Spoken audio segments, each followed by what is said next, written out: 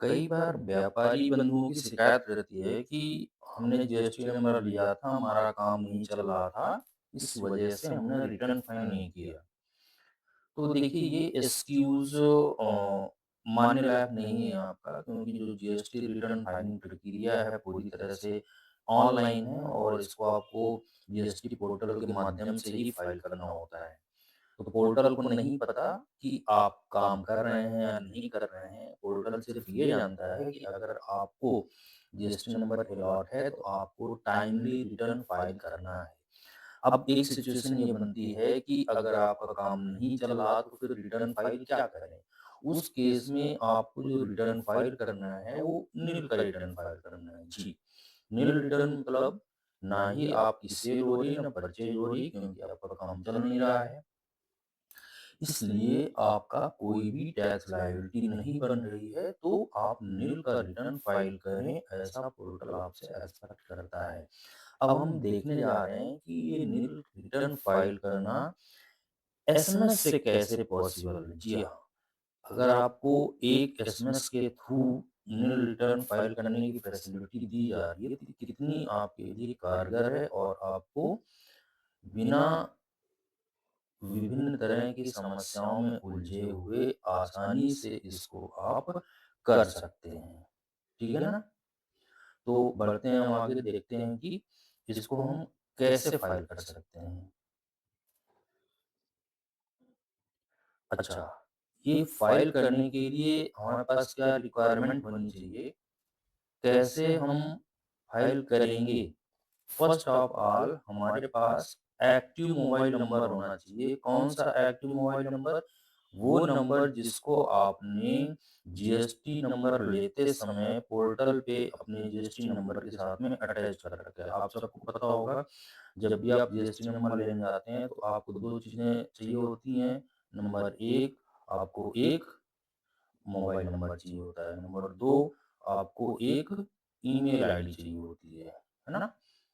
तो बिना इन 2 चीज़ों के आपको जीएसटी नंबर नहीं मिलता है।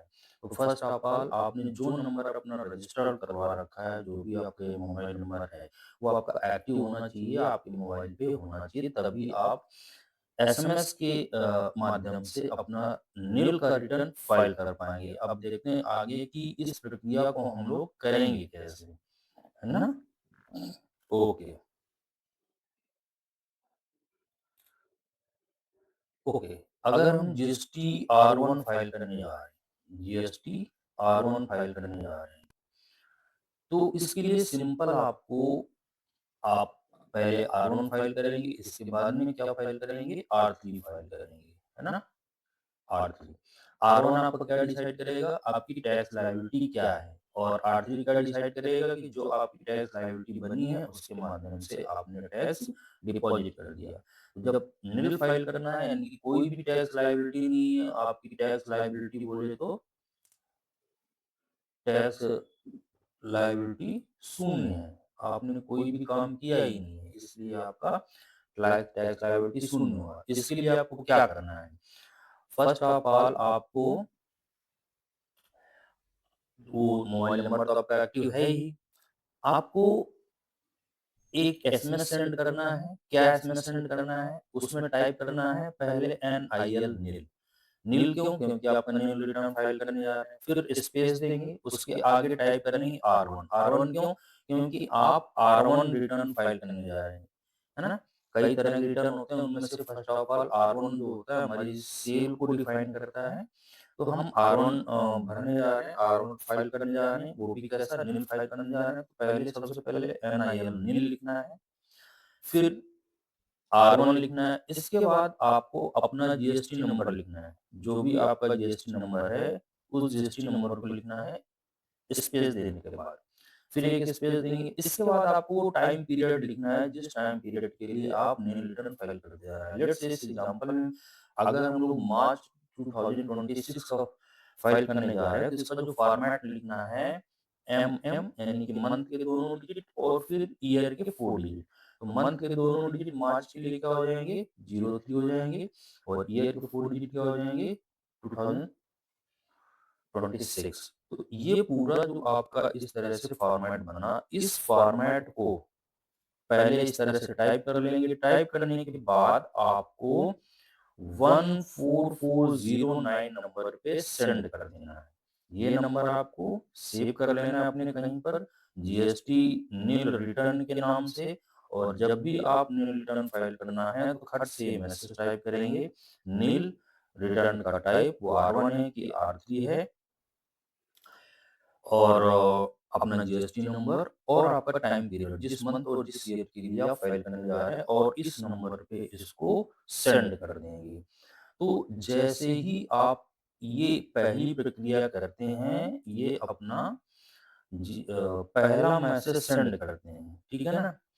तो पहला मैसेज सेंड करने के बाद में आपको एक कन्फर्मेशन मैसेज आता है। कन्फर्मेशन मैसेज में क्या होगा, आपको एक 6 डिजिट का पोर्टल कोड भेजेगा, जिसको हम लोग वेरिफिकेशन कोड कहते हैं।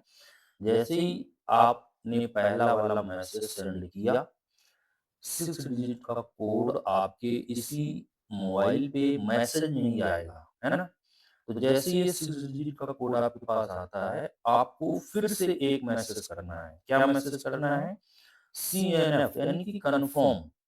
कन्फर्म हुआ आपका, कौन सा रिटर्न टाइप था? R1 था, और कोड क्या? जो आपके पास अभी-अभी मैसेज में 6 डिजिट का प्राप्त हुआ है, इस कोड को यहाँ पे लिखेंगे। ये लिखने के बाद में फिर किसमें भेज देना है? इस नंबर पे, है ना? जिसमें अभी थोड़ी देर पहले भेजा था, उसी में दोबारा से फिर भेज देना है। तो जो ऐसा करेंगे, करते ही आपका R1 टाइप का जो रिटर्न है, ये कंप्लीटली नील का फाइल हो जाएगा। इतनी प्रक्रिया समझ गए? यानी कि एक R1 टाइप का रिटर्न एसएमएस से कैसे फाइल किया जाए, हम लोग इस प्रक्रिया को पूरी तरह समझ गए। अब देखते हैं कि R3 कैसे फाइल किया जाए। R3 यानी कि जो हमारी टैक्स डिपॉजिट करने की filing, that is GSTR 3B। 3B कैसे फाइल करना है? नंबर आपको जो मैसेज सेंड करना है वो तो वही नंबर है 14409, बिल्कुल इसको सेव करके रखना है आपको मोबाइल पे। फॉर्मेट क्या है? बिल्कुल वही नील। जीएसटीआर का टाइप कौन सा? R1 यानी कि 3B है, तो यहाँ पे 3B है, तो यहाँ पे 3B टाइप करना है। जीएसटी नंबर अपना लिखना है, और इसके बाद सेम वैसे ही आपको टाइम पीरियड, मंथ और ईयर फिल कर देना है। सेम वही फॉर्मेट जो ऐसे अभी पहले जिसमें हमने R1 फाइल किया था, सेम वही प्रोसेस अप्लाई करना है। ये करने के बाद में आपको अगेन एक कोड मिलेगा, यानी कि जो R1 जैसे फाइल किया था, जैसे कोड मिला था, सेम वही कन्फर्मेशन कोड फिर से मिलेगा, 6 डिजिट का ही होगा, वही वेरिफिकेशन कोड। पुनः आपको कन्फर्म 3B आप फाइल कर रहे हो तो 3B लिखोगे, और जो कोड आपके मैसेज में ये वाला कोड आया है, ये कोड इसके आगे एक स्पेस दे के फिल करेंगे, और पुनः इस टेक्स्ट को, ये पूरा टेक्स्ट हो गया, इसको इस नंबर पे पुनः भेज देना है। तो जैसे ही आप ये भेजोगे, आपको दोबारा से जो है R3 फाइलिंग की प्रक्रिया पूरी हो जाएगी। इस तरह से आपका R1 और 3B दोनों कन्फर्म हो जाएंगे, और आपका नील का रिटर्न फाइल हो जाएगा। तो ये हमारी जो प्रक्रिया है, पूरी नील रिटर्न कैसे फाइल करना है, ठीक से एग्ज़ाम्पल से आप लोग समझ गए होंगे। अगर कोई डाउट है तो बिल्कुल कमेंट में बताएँ, आपके डाउट को क्लियर किया जाएगा। और ये जो चैनल है, आप लोगों के लिए ही बनाया गया है, सभी व्यापारी बंधुओं के लिए। कई बार आपको ऐसा महसूस होता है कि जीएसटी की जानकारी ठीक से आपको नहीं हो पाती है, जिसकी वजह से बहुत सारी समस्याओं का सामना करना पड़ता है। तो ये हमारे ऑफिस का इनिशिएटिव है, और हमने सभी व्यापारी बंधुओं को विभिन्न समस्याओं को ध्यान में रख करके इस चैनल को शुरू किया है। आप सभी के लिए है, इस चैनल को सब्सक्राइब कर लीजिए, ताकि हम जो भी वीडियो इसमें डालें आपकी जानकारी के लिए आपको मिलते रहें, और अपने सभी अन्य व्यापारी बंधुओं को इसको फॉरवर्ड भी करते रहिए, ताकि उन तक भी ये जानकारियाँ पहुँचती रहें। ठीक है? मिलते हैं नेक्स्ट वीडियो में। ओके।